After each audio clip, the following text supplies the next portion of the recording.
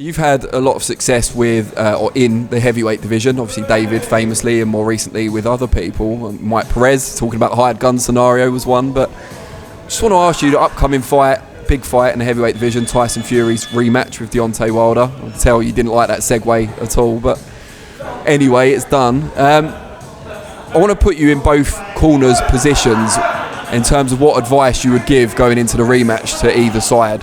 So starting with Deontay Wilder, if you were in the Wilder corner going up against Fury, what would be the kind of tactical advice?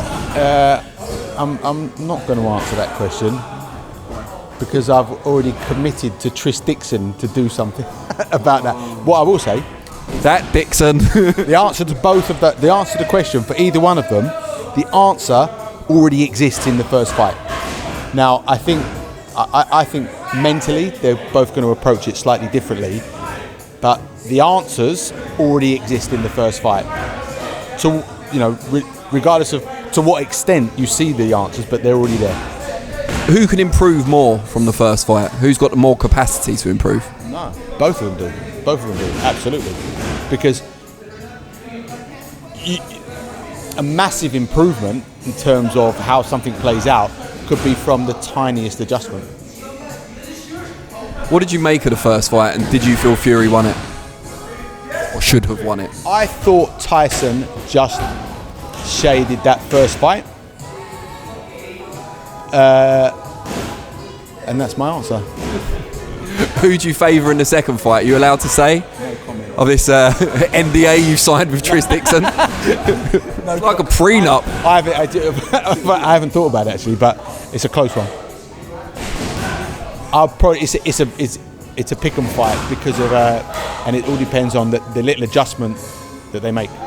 What do you make of Fury changing trainers so soon before what is probably at this point the biggest fight of his career? Well, I mean, it could have been the worst decision he could have made, except for the fact that he's gone with Sugar Hill, who's the cousin of Emmanuel Stewart, who carries Emmanuel's philosophy. Tyson had work and influence from Emmanuel Stewart, and Andy Lee, an Emmanuel Stewart fighter. So he's got a very strong Emmanuel Stewart influence now in him, and Emmanuel Stewart specialised in fighters that had the height and reach advantages. That's where he evolved initially as a coach. Hearns, Klitschko, Lewis, Milton McCrory, 6'2" welterweight.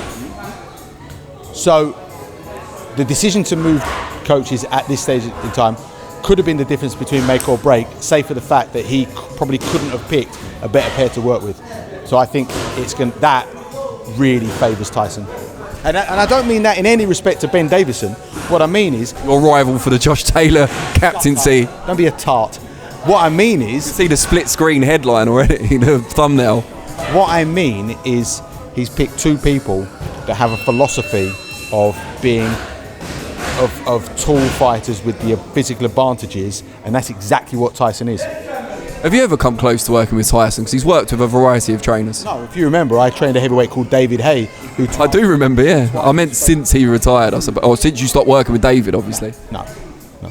It's interesting because he's worked with a lot of British trainers, and you guys never seem to... ships that pass in the night, you never kind of come at the same time. Just shrug your shoulders, yeah. This is why Tris Dixon said you were awkward.